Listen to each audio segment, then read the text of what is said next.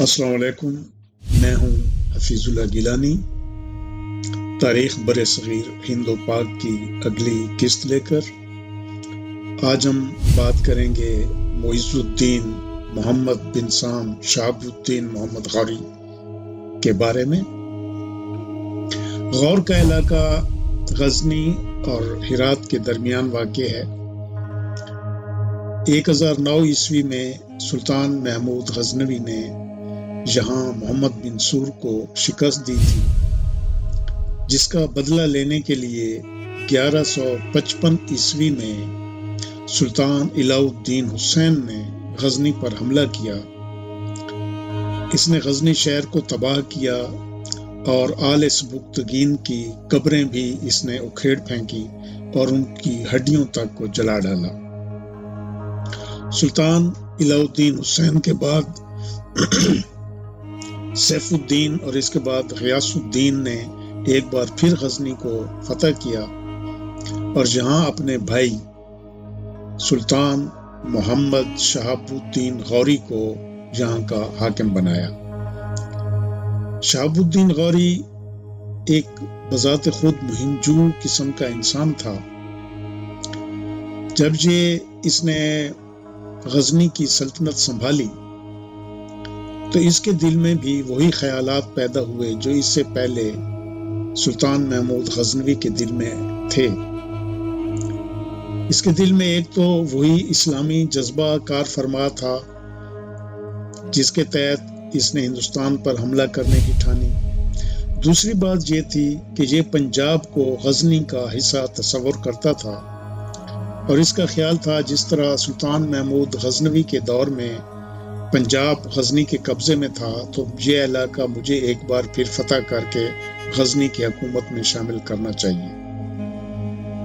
اس کے علاوہ شہاب الدین غوری کو یہ خطرہ بھی تھا کہ اگر میں نے کمزوری دکھائی تو کوئی بڑی بات نہیں کہ ہندوستان کے ہندو راجا وہ غزنی پر ہی حملہ کر دیں۔ ان وجوہات کے پیش نظر 1175 عیسوی میں شہاب الدین محمد غوری نے جو سب سے پہلا حملہ کیا وہ ملتان پر تھا۔ ملتان میں ان کے نزدیک کرامتیوں کا قبضہ تھا جو بے دین تھے اور وہ ان کو مرتد سمجھتے تھے۔ کرامتیوں پر بھی ہم انشاءاللہ کوئی پروگرام ضرور کریں گے کیونکہ ان کا بھی بہت بڑا ہندوستان کی تاریخ میں حصہ رہا ہے۔ بہرحال انہوں نے ملتان فتح کر لیا اور اس کے بعد یہ آگے بڑھتے ہوئے انہوں نے 1182 عیسوی میں سندھ کا جو زیرین حصہ تھا اس کو بھی فتح کر لیا اور وہاں کے سمرہ حکمران نے ان کی اطاعت قبول کر کے ان کو جزیہ دینا قبول کر لیا۔ شہاب الدین محمد غوری کا اگلا ہدف انلواڑہ تھا، چنانچہ اس نے انلواڑہ کے مقام پر جہاں راجہ بھیم دیو حکمران تھا، یہ راجہ نہایت بہادر اور شجاع تھا اور یہ خود بھی ایک مہم جو قسم کا انسان تھا۔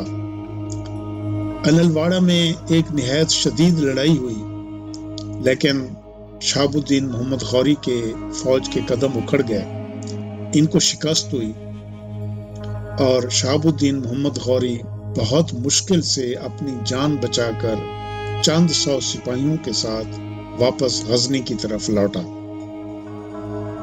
مورخین کہتے ہیں اگر بھیم دیو تھوڑی سی ہمت کر کے اس کا پیچھا کرتا تو کوئی بڑی بات نہیں تھی کہ شہاب الدین محمد غوری ادھر ہی قتل ہو جاتا اور آئندہ کے لیے ہندوستان پر شاید درہ خیبر سے حملے کافی عرصہ تک ممکن نہ رہتے۔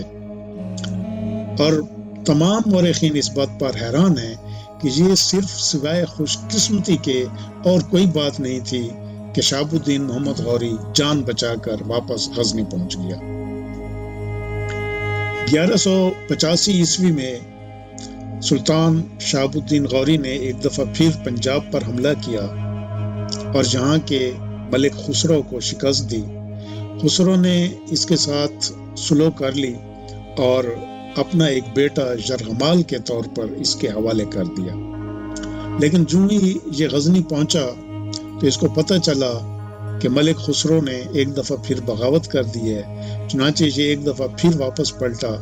اس نے ملک خسرو کے بیٹے کو تو آزاد کر دیا، لیکن خود ملک خسرو کو گرفتار لے کر غزنی اپنے ساتھ لے گیا اور وہاں جا کر اس نے ملک خسرو کو قتل کر دیا۔ 1191 عیسوی میں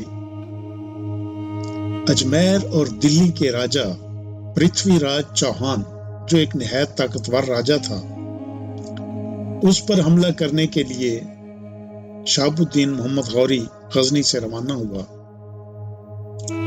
اجمیر اور دلی کے راجا پرتھوی راج چوہان بھی اس مہم جوئی سے واقف تھا، لہذا اس نے ایک 2 لاکھ کا لشکر جرار، جس میں پیادہ اور گھڑ سوار موجود تھے، اور 3000 ہاتھیوں سمیت پیش قدمی کی اور تھانے سر سے 14 میل کے فاصلے پر ترائن کے علاقے میں یہ خیمہ زن ہو گیا۔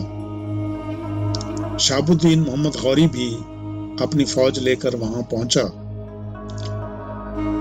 راجا پرتھوی راج چوہان کے ساتھ ملک کے دوسرے راجا مہاراجا بھی شامل تھے، اور وہ اس لڑائی کو ہند ماتا کی لڑائی سمجھ کر اس کے ساتھ شامل ہوئے تھے۔ ایک گھمسان کی جنگ ہوئی۔ اس جنگ میں بھی ایک بار پھر شہاب الدین محمد غوری اس نے شکست کھائی۔ جنگ کے عین دوران جب محاذ کارزار خط نہایت گرم تھا، تو شہاب الدین محمد غوری نے پرتھوی راج چوہان کے بھائی گووند رائے پر نیزے سے حملہ کیا، جسے وہ تو معمولی زخمی ہوا، لیکن اس نے پلٹ کر شہاب الدین محمد غوری پر تلوار کا ایسا وار کیا کہ تلوار اس کے شانے کو کاٹتے ہوئے بہت نیچے تک اتر گئی، جس کی وجہ سے خون کا ایک فوارہ ابلا اور شہاب الدین غوری اپنے گھوڑے سے نیچے آ گرا۔ اس کا خون اتنا بہہ چکا تھا کہ اب یہ اس سے اٹھا نہیں جا رہا تھا۔ ایک خلجی سپاہی نے سلطان کی جب یہ حالت دیکھی تو وہ اسے نہایت ہوشیاری کے ساتھ میدان جنگ سے بچاتا ہوا دور لے گیا۔ اس نے اپنی پگڑی سے سلطان کا زخم اس پر پٹی باندھی۔ لیکن سلطان کی حالت ایسی تھی کہ وہ تقریباً بے ہوش تھا۔ باقی سپاہی اس کی مدد کو آئے اور یہ چپکے سے سلطان کو گھوڑے پر بٹھا کر میدان جنگ سے دور لے گئے۔ جب شہاب الدین محمد غوری کی افواج نے دیکھا کہ سلطان اس میں موجود نہیں ہے تو وہ بے دل ہو گئے اور وہ بھی فرار ہونے کا انہوں نے راستہ اپنایا اور وہ فرار ہو گئے۔ پرتھوی راج چوہان نے ان کا پیچھا کیا، لیکن بہت تھوڑی سی دور جا کر پرتھوی راج چوہان اپنی فتح کے پھریرے لہراتا ہوا اور اپنی فتح کے شادمانے بجاتا ہوا واپس ہو گیا۔ اس جنگ میں بھی وہی حالات ہوئے کہ اس زخمی حالت میں اور چند سو سپاہیوں کے ساتھ شہاب الدین محمد غوری بڑی مشکل سے واپس اپنے وطن غزنی پہنچا۔ مورخین کہتے ہیں کہ یہ بھی اگر تھوڑی سی ہمت کرتا تو شہاب الدین محمد غوری کا بچ کر واپس غزنی پہنچنا ناممکن تھا۔ شہاب الدین محمد غوری نے غزنی واپس جا کر اپنے علاج معالجے کے بعد قسم کھائی کہ وہ جب تک اس شکست کا بدلہ نہیں لے گا اس پر چین اور آرام بالکل حرام ہے۔ اس نے قسم کھائی کہ وہ اپنی بیویوں کے پاس نہیں جائے گا جب تک کہ وہ اپنی شکست کا بدلہ نہ لے۔ اس کے جو جرنیل یا جو سپہ سالار جنہوں نے جنگ میں اچھی کارکردگی کا مظاہرہ نہیں کیا تھا اور پشت دکھا کر بھاگے تھے، ان کے ساتھ سلطان نے نہایت ظالمانہ سلوک کیا۔ کہا جاتا ہے کہ گھوڑوں کے توپڑے ان کے منہ پر چڑھا دیے گئے اور اس میں چنے ڈال کر کہا گیا کہ تم گھوڑوں کی طرح یہ چنے کھاتے رہو، اور ان کو پورے شہر میں گھمایا گیا کہ یہ وہ لوگ ہیں جن کی وجہ سے ہمیں شکست ہوئی۔ 1 سال کے بعد 1192 عیسوی میں سلطان شہاب الدین محمد غوری 1,20,000 کا لشکر لے کر ایک مرتبہ پھر ہندوستان پر حملہ آور ہوا۔ پرتھوی راج چوہان بھی پھر مقابلے کے لیے نکلا۔ اس بار بھی ہندوستان کے 150 راجا، مہاراجا اور والیان ریاست اس کے ساتھ شامل تھے۔ یہ ایک دفعہ پھر اس جنگ کو جے ماتا اور جے ہند کی جنگ سمجھ کر اس کا ساتھ دے رہے تھے۔ صرف کنوج کا راجا ان کے ساتھ شامل نہیں تھا، باقی تمام ہندوستان کے چھوٹے بڑے مہاراجا اس کے ساتھ شامل تھے۔ میدان پھر وہی تھا، ترائن کا میدان، وہی پرتھوی راج چوہان اور وہی شہاب الدین محمد غوری۔ پھر جنگ ہوئی، نہایت گھمسان کا رن پڑا۔ کوئی بھی فوج اپنی 1 انچ زمین چھوڑنے کو تیار نہیں تھی، ایک دوسرے پر بڑھ چڑھ کر حملے ہو رہے تھے۔ سلطان شہاب الدین نے جب یہ حالت دیکھی کہ سورج غروب ہونے کے قریب ہے اور ابھی تک کوئی بھی فوج پیچھے ہٹنے کو تیار نہیں ہے، تو یہ اپنے 12,000 جانباز شاہ سواروں کو لے کر دشمن پر ٹوٹ پڑا۔ اس کا حملہ اتنا اچانک اور اتنا زوردار تھا کہ دشمن فوج کے پاؤں اکھڑ گئے۔ گووند رائے راجا پرتھوی راج چوہان کا بھائی میدان کارزار میں کام آیا۔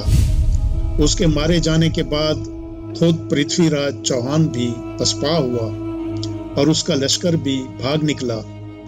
پرتھوی راج چوہان گرفتار ہوا۔ اجمیر اور دلی شہاب الدین غوری کے قبضے میں آ گئے۔ بعض مورخین کہتے ہیں کہ پرتھوی راج چوہان کو اجمیر میں ہی سلطان نے قتل کر دیا، اور بعض مورخین کہتے ہیں کہ سلطان اسے اپنے ساتھ غزنی لے گیا اور وہاں جا کر پرتھوی راج چوہان کو قتل کر دیا گیا۔ جیسا کہ میں نے پہلے کہا ہے، اس جنگ میں کنوج کا راجا جے چند راٹھور شامل نہیں تھا۔ جے چند راٹھور کو پرتھوی راج چوہان سے غصہ یہ تھا کہ اس نے اس کی بیٹی کو زبردستی اغوا کر کے اس کی توہین کی تھی۔ اس لیے جے چند راٹھور پرتھوی راج چوہان کی شکست پر بہت خوش ہوا اور اس نے اپنے علاقے میں شادیانے بجائے۔ لیکن یہ خوشی اس کی زیادہ دیر تک قائم نہ رہی، کیونکہ شہاب الدین محمد غوری نے سوچا اگر اس راجا کو چھوڑ دیا گیا تو یہ کوئی بڑی بات نہیں کہ اس سے ہمیں خطرہ لاحق ہو اور یہ پھر ہم پر حملہ آور ہو۔ چنانچہ شہاب الدین محمد غوری نے کنوج پر حملہ کیا اور جے چند راٹھور کو شکست دی۔ کہتے ہیں کہ کنوج کی فتح سے شہاب الدین غوری کو اس قدر مال غنیمت حاصل ہوا کہ اس کو یہ مال غنیمت غزنی واپس لے جانے کے لیے 14,000 اونٹ درکار تھے، اور یہ سامان 14,000 اونٹوں پر لاد کر وہ غزنی لے گیا۔ جب وہ غزنی روانہ ہوا تو اس نے اپنے پیچھے قطب الدین ایبک کو، جو کہ اس کا ایک غلام تھا اور یہ اسے اپنے بیٹوں کی طرح سمجھتا تھا، دلی کی سلطنت اس کے حوالے کی اور خود یہ شہاب الدین محمد غوری غزنی واپس چلا گیا۔ اس کے واپس چلے جانے کے بعد قطب الدین ایبک بھی آرام سے نہیں بیٹھا، بلکہ اس نے بھی آس پاس کی ہندو ریاستوں پر حملے جاری رکھے۔ بندیل کھنڈ اور کالنجر کی فتح کے بعد اس نے اپنے ایک نہایت ہی قابل اور نہایت ہی منجھے ہوئے سپہ سالار اختیار الدین کو بہار اور بنگال پر حملہ آور ہونے کے لیے بھیج دیا۔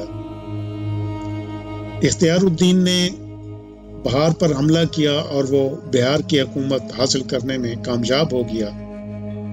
بنگال کا راجا لکشمی سین، جس کو اگرچہ وہ بھی ایک طاقتور راجا تھا، لیکن وہ جب دیکھ رہا تھا کہ بہار فتح ہو چکا ہے اور مسلمان برابر بڑھتے چلے آ رہے ہیں، لیکن اس نے پھر بھی اپنے دفاع کے لیے کوئی قابل ذکر انتظام نہیں کر رکھا تھا۔ شہاب الدین غوری کا یہ جرنیل اختیار الدین کہتے ہیں صرف 18 گھڑ سواروں کے ساتھ اپنے لشکر کو پیچھے چھوڑ کر اس کی راجدھانی میں شہر کے اندر داخل ہو گیا۔ شہر کے محافظوں نے یہ سمجھا کہ شاید یہ کوئی سوداگر ہیں جو گھوڑوں کی یا دوسری چیزوں اشیاء کی سوداگری کے لیے شہر میں داخل ہوئے ہیں، اسی لیے انہوں نے ان گھڑ سواروں سے کوئی زیادہ باز پرس نہیں کی اور یہ گھڑ سوار بڑھتے ہوئے شاہی محل کے اندر داخل ہو گئے۔ جب یہ شاہی محل کے اندر داخل ہونے لگے تو شاہی دستے نے جو محل کی حفاظت پر مامور تھا اس سے ان کی جھڑپ ہو گئی، اور اس شور و غل میں جب راجا نے دیکھا وہ رات کا کھانا کھانے کی تیاری کر رہا تھا، مسلمانوں نے محل کے اندر داخل ہو کر محل کے دروازے بند کر دیے اور محل میں حفاظت پر جو مامور دستہ تھا اس کے ساتھ ان کی جنگ شروع ہو گئی۔ جب راجا کو یہ معلوم ہوا کہ مسلمان نہ صرف حملہ آور ہو چکے ہیں بلکہ وہ محل کے اندر بھی داخل ہو گئے ہیں تو وہ ننگے پاؤں محل کے پچھلی راہداری سے ہوتا ہوا فرار ہو گیا اور وہ مشرقی بنگال میں جا کر اس نے سکون کا سانس لیا۔ جب تک اختیار الدین کی فوج شہر کے آس پاس پہنچی تو تب کہیں جا کر راجا لکشمی سین کی فوج کو پتہ چلا کہ ہمارا شہر فتح ہو چکا ہے اور مسلمانوں کی فوج نہ صرف شہر کا اس نے گھیراؤ کر لیا ہے بلکہ وہ محل میں بھی داخل ہو چکی ہے۔ راجا لکشمی سین کے چلے جانے کے بعد ان کی بیگمات، کنیزیں اور بہت سا مال غنیمت اختیار الدین کے ہاتھ لگا اور یہ بنگال کو بھی اس نے فتح کر لیا۔ بنگال کو فتح کرنے کے بعد اختیار الدین نے تبت کے علاقے پر چڑھائی کرنے کی کوشش کی۔ 10,000 فوج لے کر یہ جب تبت کی طرف روانہ ہوا تو اس نے وہاں کے ایک راجا کو اپنے ساتھ ملا لیا اور اس کو کہا کہ اگر تبت فتح ہو گیا تو اس کی حکومت اس راجا کے حوالے کر دی جائے گی۔ یہ ایک دریا کو عبور کر کے جب وسطی علاقے میں پہنچے جو نہایت زرخیز علاقہ تھا اور میدانی علاقہ تھا، وہاں پر انہوں نے ایک قلعے کا محاصرہ کیا۔ کافی دن محاصرہ رہنے کے بعد اور نقصان اٹھانے کے بعد جب قلعہ فتح ہو گیا تو اختیار الدین نے دیکھا کہ اس کی طاقت بالکل ختم ہو چکی تھی اور اس کے پاس قلعے کی حفاظت کا کوئی انتظام نہیں تھا۔ چنانچہ قلعہ فتح ہو جانے کے بعد بھی اختیار الدین نے واپسی بہتر سمجھی اور یہ اپنا لشکر لے کر واپس ہوا۔ راستے میں لوگوں نے ساری سڑکیں توڑ دیں، پل دریاؤں کے توڑ دیے اور یہ بڑی مشکل سے دریاؤں میں تیرتا ہوا جب دوسرے کنارے پہنچا تو جس راجا کو یہ ساتھ لے کر گیا تھا اس نے اس پر حملہ کر دیا اور یہ بڑی مشکل سے جان بچا کر واپس بنگال پہنچا۔ ادھر یہ حالات ہو رہے تھے کہ 1204 عیسوی میں غزنی میں ترکوں نے شہاب الدین غوری پر حملہ کر دیا اور اس کو شہاب الدین غوری کو شکست ہوئی، جس کی افواہ ہندوستان میں یہ پھیل گئی کہ شہاب الدین غوری قتل ہو چکا ہے اور اس کی حکومت غزنی میں ختم ہو گئی ہے۔ یہ سنتے ہی پنجاب کے کھوکھروں نے بغاوت کر دی اور انہوں نے ملتان اور لاہور پر قبضہ کر لیا۔ جب کھوکھروں کا ملتان اور لاہور پر قبضہ ہو گیا تو اب جنگی نقطۂ نظر سے صورتحال یہ بن گئی کہ قطب الدین ایبک وسطی ہندوستان میں تھا اور اس کا بادشاہ شہاب الدین غوری غزنی میں تھا اور بیچ میں ان کا راستہ بالکل منقطع ہو چکا تھا کیونکہ پنجاب میں کھوکھروں نے اپنی حکومت قائم کر لی تھی۔ اس صورتحال کو دیکھتے ہوئے 1225 عیسوی میں سلطان شہاب الدین غوری غزنی سے روانہ ہوا۔ ادھر سے قطب الدین ایبک بھی نکل پڑا اور دریائے جہلم اور چناب کے وسطی علاقے میں ان کا کھوکھروں سے مقابلہ ہوا۔ کھوکھروں کو شکست ہوئی، انہوں نے ملتان اور لاہور کا علاقہ دوبارہ فتح کر لیا اور 1226 عیسوی میں سلطان شہاب الدین غوری غزنی واپس ہونے کے لیے پلٹا کیونکہ وہاں بھی حالات بہتر نہیں تھے۔ جب اس نے دریائے جہلم کو عبور کیا تو دھمیال کے علاقے میں کچھ اس کے شاہی سپاہیوں نے، کھوکھروں نے اور کرامتیوں نے سازش کر کے شہاب الدین محمد غوری کو قتل کر دیا۔ بعد میں ان باغیوں کو بھی سزا دی گئی اور شہاب الدین محمد غوری کو غزنی آ کر دفن کر دیا گیا۔ امید ہے آج کی اس نشست میں آپ نے معلومات جو آپ کو دی جاتی ہیں آپ کے لیے مفید ثابت ہوں گی۔